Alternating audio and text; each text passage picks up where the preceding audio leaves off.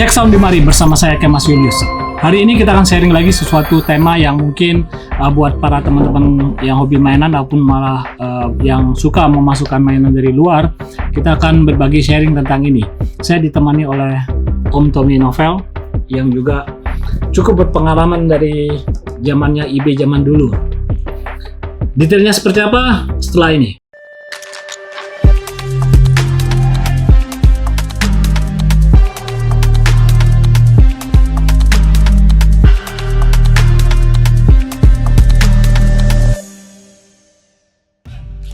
Kembali lagi bersama saya Kemas Julius dan Om Tommy Novel. Akhir-akhir ini banyak kali kita melihat status-status yang teman-teman yang ada di Facebook ataupun di media sosial lainnya yang mempermasalahkan mengenai importasi mainan, khususnya yang teman-teman diecaster ataupun yang hobi mainan dalam ada masalah dengan kepabeanan ataupun masalah impor barang segala macam yang menjadi isu buat teman-teman diecaster. Mungkin nanti kita akan dengar juga sharing dari pernah dialami oleh Om Tommy. Nah, memang sejak tahun 2020, awal 2020 itu ada sosialisasi yang diadakan oleh Dirjen Bea Cukai, Kementerian Keuangan, kalau nggak salah di kantornya yang ada di Bypass. Waktu itu saya kebetulan sempat hadir. Jadi ada kebijakan baru yang tertuang di salah satu peraturan Kementerian Keuangan yang mengatakan batasan pengimporan barang yang diimpor itu adalah sekarang tinggal $3. Dulu mungkin 10 tahun yang lalu itu batasannya adalah $50 termasuk ongkos kirim.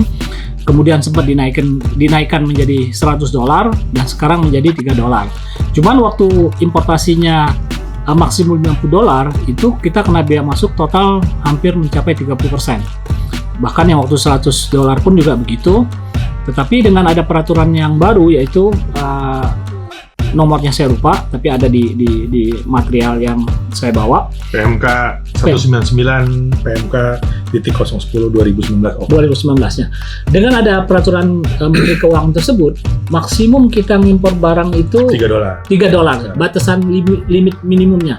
$3 itu adalah harga barang plus insurans plus freight. Jadi CIF. Iya.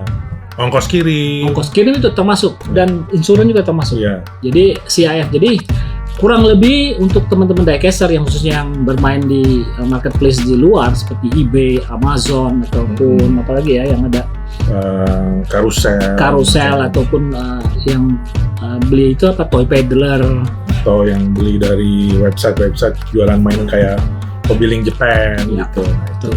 Jadi itu maksimum limitnya itu adalah $3. Jadi sebenarnya gampang untuk menghitung biaya masuk. Lebih enak sekarang sih. Lebih enak sekarang. Iya, lebih enak sekarang. Ya. Jadi di atas $3, katakanlah kita udah kena. Kalau sekarang kan tarifnya 17,5% maksimal. rata. Kalau dulu sampai $100, di atas $100, misalnya $101 kita bisa kena pajak sampai 30%. Tuh. Jadi dulu sistemnya adalah misalkan kita beli barang, taruh harganya $150, batas maksimumnya adalah $100 termasuk ongkos kirim, jadi kena tuh udah $50-nya yang kena pajak kalau nggak salah ya, kena biaya masuk. Tapi sekarang dan dari $50 itu maksimumnya 30%. Kalau sekarang berarti kalau dia $150 kena 17%. Ya, jadi PPNBM-nya 7,5%, terus PPN-nya 10%. Jadi jelas. Kalau menurut saya sih lebih enak sekarang sih. Lebih enak sekarang. Dan lebih fair juga buat kita, buat negara juga lebih fair. Kalau dulu kan banyak yang barangnya $100 ngakunya $20. Betul. Nah, tapi memang dulu ada pengalaman waktu saya impor barang juga, waktu masih ada batasan, kalau nggak salah waktu itu masih batasan $50. $50 atau 100 pokoknya. Saya beli belanja barang di eBay, kemudian plus ongkos kirim, totalnya nilainya kurang lebih sekitar 600.000 lah waktu itu. Nah, tapi jumlah amount barangnya banyak, barang-barang loose. Jadi dulu kita bisa mengajukan keberatan pajak atau keberatan cukai. Ya, kita harus lampirkan bukti bayar kita segala macam. Waktu itu mungkin sistem online itu tidak secanggih sekarang. Jadi pihak bea cukai juga pada saat kita mengajukan keberatan cukai itu, ya kita harus melampirkan bukti bayar kita transaksi di mana. Jadi waktu misal kita transaksi di eBay, kita harus buka akun eBay kita di depan Print.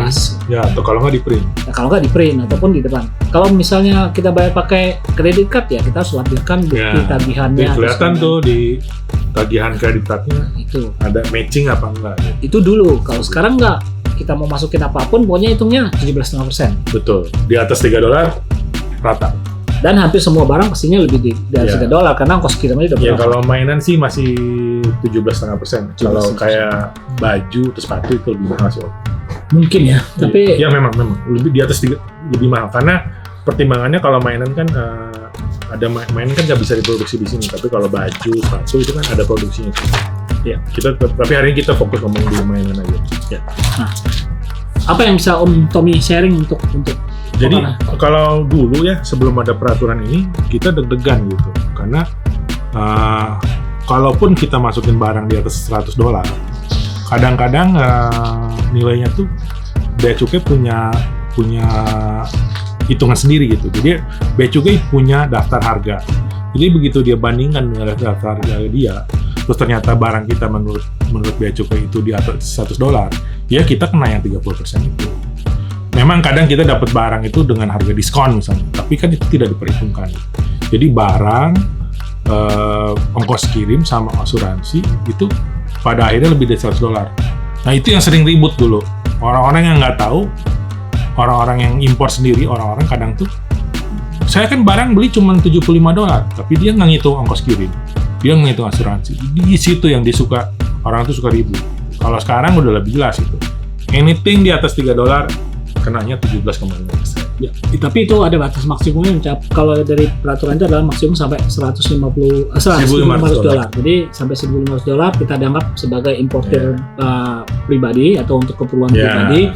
Di atas $150 itu dianggap sebagai perusahaan ataupun badan usaha lah. Iya. Jadi kalau udah ngimpor mainan di atas $1.500 sih udah PDG itu, pedagang besar. Udah nggak masuk lah itu, nggak fair juga dong masuk. Terus juga ada yang sharing juga menarik adalah begini, kadang-kadang ada teman-teman reseller ya, dia belanja mungkin di level di bawah $500 gitu. Nah, kadang begitu kena cukai, memang dia suka komplain dalam pengertian kok saya harus bayar pajak ataupun bayar cukainya. Padahal kalau kita hitung-hitung sendiri, yang bayar cukai itu 80 pembeli akhir, bukan kita kan sebenarnya. Kalau misalkan saya masukin barang seharga $500, berarti kena bea masuk sekitar $85 ya, kurang lebih $85 lah saya bayar ke pemerintah. Nah, sebenarnya kan saya tinggal membebankan harga jual saya, tinggal naikin aja biaya pajak tadi komponen 17,5% tadi. Atau mungkin waktu dia order dia nggak ngitung itu Om. Betul, bisa jadi. Jadinya keuntungannya tipis. Ya betul. Jadi hanya dia pikir dengan adanya bea cukai itu sepertinya keuntungannya berkurang gitu. Padahal kan itu beban pembeli bukan berarti pembeli. Dia nggak belajar tuh. Kalau mau jualannya mesti tahu dulu dong cost-nya apa dulu. Nah, baru dia kasih harga pembeli akhir. Betul. Itu jadi kadang-kadang mungkin informasi kurang, tapi akhirnya Pak dia udah bikin status di Facebook, udah viral kemana-mana. Padahal kondisi yang terjadi adalah ketidaktahuannya dia. Ini untuk masalah kita impor sendiri. Sekarang ada juga cerita misalkan kita dapat hadiah. Kita dapat hadiah dari teman kita di luar nih, gitu. Mainan lah, seharga misalkan gift lah. Tetap dengan ada peraturan ini dia nggak peduli, dia nggak peduli ini hadiah beli atau atau bahkan mungkin barang tak bertuan. Selama kita terima ya kita tetap bayar bea masuknya sebesar 11. Kalau saya sih prinsipnya kalau kita suka barang itu saya mau bayar ongkos bea masuknya, saya mau bayar. Kecuali emang kitanya pelit minta ampun mau gratis semua ya nggak bisa begitu. Nggak bisa juga, betul. Gitu. Ya setidaknya bersyukur lah ada yang ngasih, ya pajaknya kita bayar. Betul. Jadi kadang-kadang ya, memang komponen-komponen itu yang kadang-kadang teman-teman mungkin kurang aware ataupun kurang perhatian atau kurang tadinya mungkin nggak tahu juga ada komponen bea seperti itu. Betul. Padahal tujuan dari bea itu tersebut memang ya tentunya akan lari ke pemerintah, dan semua juga transaksi itu adalah berupa ada tanda terimanya, ada bukti bayarnya, segala macam. Dan untuk besarnya nilai-nilai ataupun yang akan kita bayar sebenarnya dengan aplikasi yang ada di Bea Cukai sekarang, kita tinggal buka aja aplikasinya, aplikasi namanya kalau nggak salah Bea Cukai Mobile. Jadi teman-teman bisa download, di situ bisa kita cek, bahkan kita bisa tracking barang kita masukkan angka, misalnya kita import mainan nih, masukin mainan, masukin angkanya, ongkosnya berapa segala macam, otomatis ada kalkulator juga untuk menghitung. Yang harus diingat ini Om, bea masuk yang dibayar ke pemerintah itu kita berbeda dengan kayak misalnya biaya administrasi yang kita bayar ke kurir. Betul. Nah, itu yang kadang-kadang orang juga lupa. Betul. Bea masuk 17,5% itu murni masuk ke negara. Kalau kita kirim lewat pos ada namanya ongkos kirim, bungkus ulang. Itu 12.000 atau 6.000 dulu. Ya, maksimal 20.000 per sekarang. Okay, betul. Nah, tapi kalau kita kirimnya pakai kurir swasta, kayak DHL, TNT, FedEx, UPS, itu lebih mahal. Yang lebih mahal jangan salah, yang lebih mahal bukan bea masuknya atau pajaknya, tapi biaya administrasi si kurir tersebut. Betul. Karena memang ada lebih, kalau nggak salah termasuk ada biaya, bahkan di kurir-kurir itu ada biaya simpan gudang. Iya, jadi simpan gudang, biaya bank. Jadi gini, pajak bea masuk kita dibayarin duluan sama DHL. Betul. Misalnya kalau kita pakai kurir gitu, dibayarin dulu sama kurir. Nah, dibayarin itu nggak gratis, ada biayanya, gitu. Barang kita disimpan dulu di gudang, itu juga nggak gratis. Betul. Ada biayanya. Ya namanya penyimpanan. Kurir swasta. Ya. Cari untung pasti. Biaya parkir lah. Iya. Jadi kalau kita kirimnya pakai kurir semacam itu, ya kita juga harus sudah perhitungkan. Betul. Nah, saya suka beli barang dari Jerman misalnya. Dia pakai DHL Pos. Ya. Beda nih dengan DHL kurir. Ya. Kalau DHL Pos nyampe ke Indonesianya itu pakai PT Pos. Betul. Oke Mas. Jadi dia hanya akan kenakan saya bea masuk yang 17,5%, PP sampai masuk PPN, sama biaya ongkos bungkus ulang 20.000. Betul. That's it. Gitu. Ya itu sudah saya perhitungkan gitu. Ya. Misalnya saya beli 5 euro gitu, ya saya udah hitung lah berapa gitu. Betul sekali apa yang di-sharing oleh Om Tommy. Khusus Jerman itu agak beda karena dia ada DHL Post, aslinya itu sebenarnya Bundespost dulunya. Iya, tapi sekarang DHL. Udah jadi DHL, dan juga ada yang namanya satu lagi yang DHL yang biasa, ataupun yang umum. Yang. Dan biasanya juga yang DHL Postnya cukup cepat juga biasa kirim. Cepat ya. Mungkin dia menggunakan transportasi yang sama seperti DHL mungkin ya. Saya baru kemarin terima barang dari Jerman, saya beli spare part motor itu sampai berapa juta gitu. Saya kena bea masuk 397.000 dari harga barang sama ongkos kirim. Terus bungkus ulang PT Pos 5.000 ya. Jadi kadang-kadang variatif itu. Iya. Jadi jangan takut, tapi dihitung dulu. Betul. Jadi teman-teman mau dia sebagai reseller, mau sebagai kolektor, atau sebagai penerima barang, jadi semuanya hal-hal seperti ini bukan hal yang perlu kita keluarkan. Lebih baik kita cari tahu dulu permasalahannya di mana, atau kita kurang informasi. Tetapi kan kadang-kadang karena kita punya banyak teman kita ikut komentar segala macam, akhirnya bergulir menjadi isu yang perlu, yang nggak perlu. Padahal sebenarnya hal-hal yang simple gitu.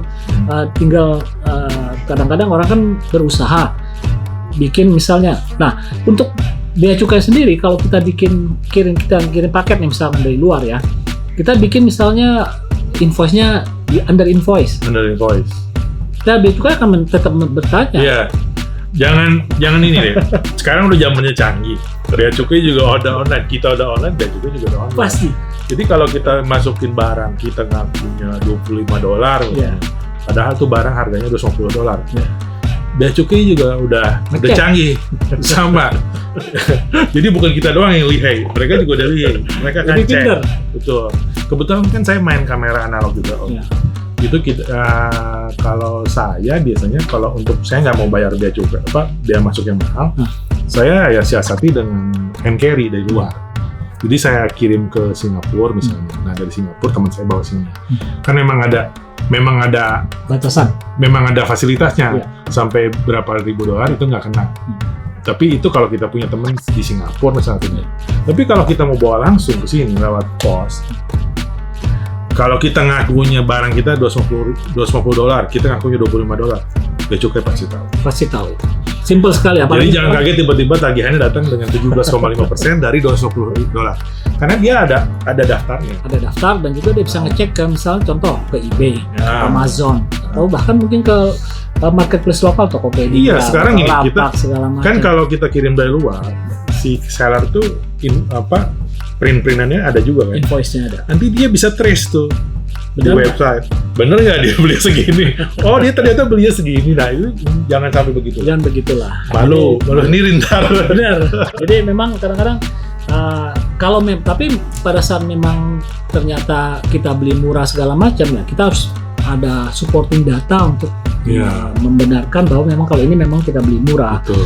Tapi tetap itu tadi kita dapat kiriman sebagai souvenir atau sebagai gift pun kita tetap bayar Iya. gitu. Kalau saya misalnya oke Mas, kalau di Toys itu, kalau saya mau beli banyak, saya pengen banyak, saya biasanya pergi ke Singapura Iya. sambil jalan-jalan. Ya, Ya seperti saya bilang tadi, kalau kita datang dari luar negeri kan kita ada batasan tuh bawa barang. bawa barang sampai berapa kita nggak boleh.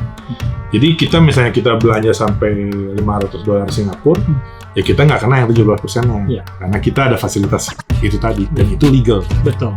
gitu. Kalau saya kali ini gitu, kalau mau murah saya begitu. Oh tapi kan keluar ongkos pesawat, itu namanya investasi. jangan dianggap biaya. Tapi jalan-jalan kan. Iya jalan-jalan, kita dapat jalan-jalan, ya dapat pengalaman. Jadi begitu teman-teman yang mungkin ada lagi mungkin mau ditambahkan pengalaman. Kalau barang bekas gimana mungkin Mas? Diecast bekas. Oke, diecast bekas. Nah, untung Om Tommy mengingatkan ini. Nah, pada sesi sosialisasi tentang PMK ini di Jen Bea Cukai, saya sempat bertanya tentang barang bekas.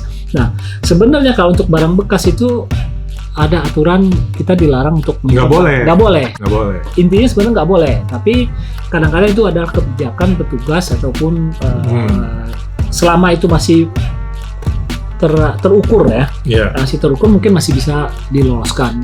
Pada prinsipnya kita nggak boleh impor barang bekas. Di prinsipnya memang kita nggak Pada boleh. prinsipnya nggak boleh. Tapi kadang-kadang kita juga, ya kalau misalnya nyampe, alhamdulillah. Alhamdulillah. nggak Berarti nyampe. masih rezekinya kita. Betul.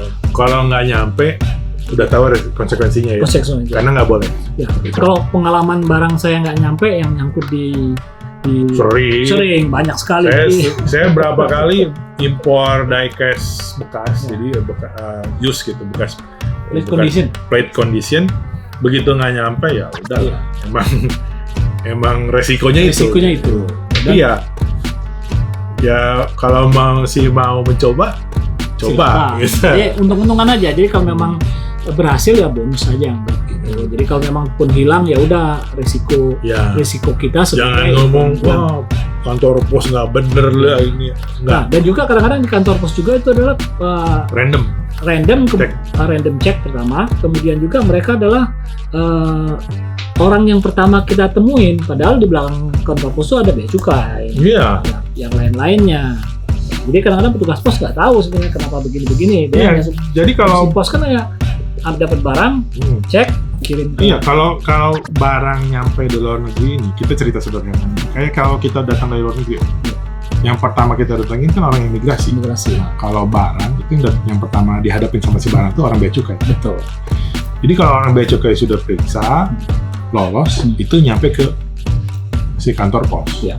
Kantor pos baru notify kita. Betul. Pak, Bapak ada barang nih. Betul. Nah, biaya sekian. Ya. Seperti itu. Iya. Jadi kadang-kadang Jadi jangan nyalain Pak Pos. ya Pak Pos yang kadang-kadang jadi bulan-bulan kadang-kadang Iya. Di Pak Pos gue nggak tahu apa-apa gitu. Kasihan deh. gitu. Jadi kalau misalnya teman-teman punya pengalaman, boleh di-share di komen bawah. Nanti kita akan ataupun ada pertanyaan kita akan jawab sesuai yang kita ketahui. Dan untuk teman-teman juga bisa mengecek mengenai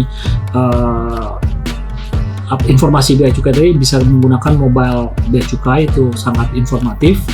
Kemudian juga jika untuk menentukan yang lain-lain juga itu ada website namanya kalau nggak salah Indonesian Single Window. Itu itu juga banyak informasi tentang masalah Iya. memasukkan barang-barang. Kalau boleh saya mau share sedikit tips nih. Kalau kita mau beli barang dari luar, misalnya dari eBay gitu. Ini basic rule Om.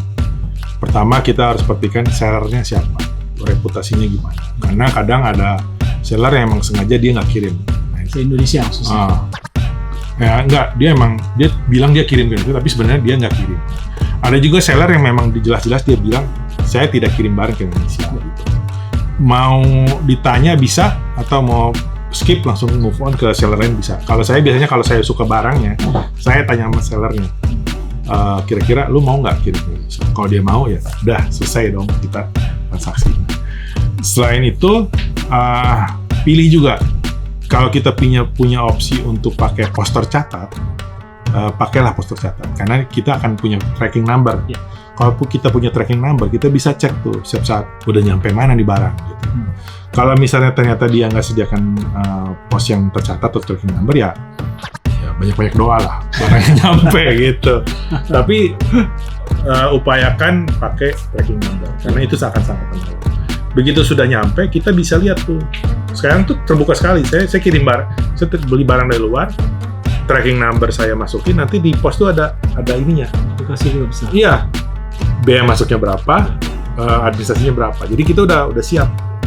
Nah, jadi kalau udah mau mulai main impor barang sendiri, itulah kira-kira yang harus kita lakukan. Kecuali kita mau titip sama pedagang di STC misalnya, kok beli ini dong gua, nah, itu ya terima beres lah. Ada juga beberapa teman yang mungkin yang punya jasa seperti itu. Dan juga teman-teman kita yang ya kita tolong ambilin dong ini di eBay, itemnya ini maksimum yang gua mau bayar segini, ya udah nanti tinggal kita bayar. Semua ada untung ruginya lah. Ada untung ruginya dan ada harga yang harus kita bayar untuk itu semua. Untuk kemudahan yang kita tidak mungkin ribet lah istilahnya. Jadi kita dapat kemudahan untuk memasukkan barang yang kita inginkan khususnya mainan. Karena kebetulan Check Sound di Mari ini lebih ke urusan mainan, bukan urusan yang lainnya. Terima kasih Om Tommy atas sharing-sharingnya. Semoga bermanfaat buat teman-teman yang ada di sana. Jangan lupa untuk kasih komen dan jika ada pertanyaan silakan tulis di bawah. Sampai ketemu di Check Sound di Mari berikutnya.